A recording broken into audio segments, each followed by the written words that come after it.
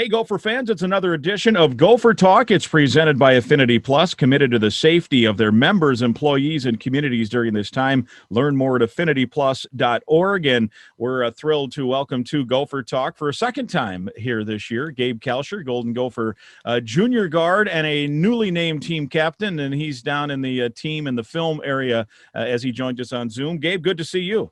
Good to see you too. Thank you for having me. Well, it's game week. We're almost ready for basketball, and it's just been such a unique time since we were all in Indianapolis last March, and the trapdoor kind of fell out on us. How excited are you and your teammates to be able to get back on the court, even if it's in front of no one and just playing? Yeah, I mean, we're super excited. I mean, even though the circumstances with no fans, it's going to be a little weird, but I mean, we just got to feed off each other. But we're really excited just to get back out there and play someone new besides ourselves. Yeah, and I was going to ask about that from an energy level standpoint. You guys have been in scrimmages before where there's nobody there, and I suppose if you harken back to your AAU days, you're playing some pretty intense games where there's not many people there. Is there a way to manufacture some intensity as the game gets going? Yeah, it's just talk on the court and off the court. I mean, the bench players gotta talk, give the players on the court fuel and excitement. But really just communication and just feeling off one another. Someone makes a big play, someone makes even just like a little good effort play, diving on the ball. Just a lot of excitement and courage and effort on that. And then from your standpoint, especially being from here, and I know your family comes to every game, they go to a lot of road games. How different will that be to not have people in person watching that you care about? Yeah, it's gonna be very different. I mean, once I told my mom that no fans were allowed, she was kind of pissed. Not gonna lie, because she wants to be at every game. She wants to support me as much as she can. So I mean, it's gonna be weird. It's gonna be different, but I mean, we just have to adapt from it. We can't control it. We can't do anything about it. So we just got to play the game we play. You get some of that competitive fire from your mom, do you figure? Yeah, 100%. Yeah, she fueled me on and off the court. So I mean, and I get a lot of the energy that she gives me on the court as well. And she was a college basketball player, right? Yeah, she played for Nebraska for 1 year, and then she transferred to Cal Poly in California. Gotcha. Was she a good shooter too, just like you? Do you guys have horse games or anything? Yeah. I mean, when we were younger, she used to beat me a lot, but then I expanded my range, and she's not the best 3-point shooter. She's more of like a mid-range shooter, and she told me a lot when she used to play. She was bouncy and really like layups and stuff like that. So I mean, she used to beat me, but now it's quiet. Now, when we talked in the summertime, you mentioned, speaking of bouncy, that you're doing some workouts based on a book from, I think, Michael Jordan's trainer, if memory serves me correct.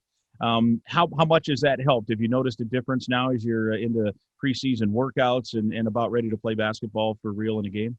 Yeah, I think it has. It's helped a lot. My lower body is a lot stronger.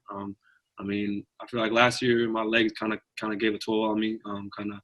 Drained a little, but I feel like this year my legs, my hips, more flexible. Just really focusing on stretching and recovering on my body since I'm getting older and body changes and stuff like that. So I feel like my body is a lot more better this year than last year.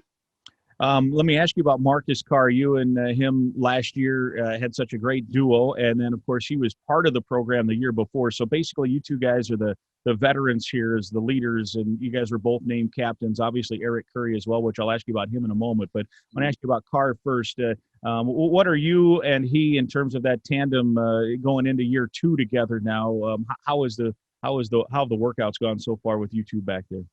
The workout's been going really well. I mean, we feel off each other. I mean, I look for him, he looks for me. We fool each other, communicate on the defense end and offense end. If somebody that doesn't really know what they're doing or messes up, we try to help them, coach them out. We try not to let coach really do it. I mean, he's a coach, he can do it, but I mean, it's better for the players to reach out to other players just to have that connection, that communication between players. So I think we're doing a good job with that.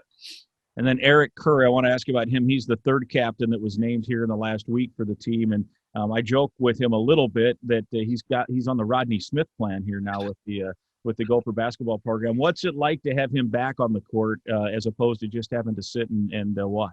No, yeah, it's great having him back on the court. I mean, I roomed with him last year. and I'm rooming with him this year as well. So I mean, it's great to have him healthy out there. And he says he's feeling like he was freshman year. So I mean, that's great. I know he said his legs are feeling really good and rejuvenated. So I mean, that's great to have him out there. I love playing with him. Just him having that experience of sitting out. He's taking a lot in. He knows the game really well. So just having that veteran experience and that knowledge can help us a lot. Now that all of you guys, you three especially, and in Eric's case, you know, he was part of that NCAA tournament team as a freshman where he made some, I would say, game-clinching plays as a freshman late in some of those games, recalling that. And then a year ago, you guys went through a stretch where you just had some rough luck late in games where either were leading and then the lead leaked away, or it was back and forth, and all of a sudden the other team knocks down a shot. Now that you've got those games under your belt, you're back in experience. Curry's part of this. What did you learn from that stretch, and what can you implement this year to turn those into wins and in essence, propel yourself maybe into postseason play? Yeah, what I learned from last year was just you gotta finish every game. I mean, sometimes the games feel like you have it. Kind of let your foot off the gas. Kind of let your mind think, oh yeah, we won, or your mind just wanders off and not really locked in. But I mean, those games we just gotta. I feel like from last year we learned a lot from. We just got to take every moment and take every play by play. We can't look up. We can't think past the next play and think about what the next play is going to be. You got to stay in that moment, stay in that play. And if you mess up, you just got to throw that away and just keep going on to the next play, into the next possession. In a weird way, going through some of that and experiencing it, can that help now for this year, knowing that, hey, I've been in this spot before and here's the direction we got to go? Yeah, I think it helps a lot having that lesson that was taught. Sometimes in life there's a lot of lessons that you win and then you fail in lessons too. So I mean, last year were some of those lessons that we failed and we messed up on, but now we have this year to bounce back and respond to it. And it's just about the response. People will see some new faces on the floor when they watch or they listen to the game or what have you. How have the new guys mixed in? How do you like the group? I think it's 6 newcomers. Yeah. We have a lot of good players, a lot of nice young players that can give us a lot off the bench or on the court. They can do a lot with their athleticism, their decision making, and they work on and off the court. I mean, after practice, I see them in the gym. I'm getting work in, so they're really dedicated just to get better and to prove that they belong on the court as well. And then the transfers as well, part of that group of newcomers where they've played Division I basketball before. You think about Leon Robbins, an all-conference player in the Missouri Valley, and Booth Gotch from the Pac-12, and then Brandon Johnson, who averaged 16 points and 8 rebounds. Those 3 guys in particular bring some experience along with their skill set. What have they look like in practice? They're really skilled. They do a lot of good things. I mean, like you said, they're experienced, so they know what it's like to play at a high level. Division I level. So they're going to bring a lot of skill and also a lot of veteranship from experience as well. Last one for you. I know you take pride in your outside shooting and you take pride in your defense. Take me through defense, because people kind of overlook that sometimes, the importance of that and how hard you work at it game in and game out. Yeah, defense for me is just how much you care and how much effort you put into it. I feel like some people they'd rather just go get a bucket. I mean, getting buckets is great. I mean, I love getting buckets as well. Offensive side is great, but I mean, it's a two-sided game.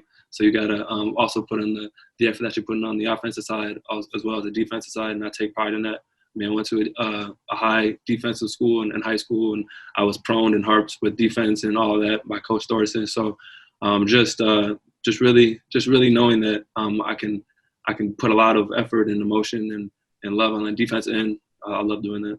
All right, we'll look forward to watching it. Can't wait to see you guys get back out on the floor. I know you're excited as well. Thank you.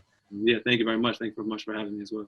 All right, he's Gabe Kalscheur, Golden Gopher captain, Golden Gopher guard, and this has been Gopher Talk presented by Affinity Plus Federal Credit Union. So long, Gopher fans.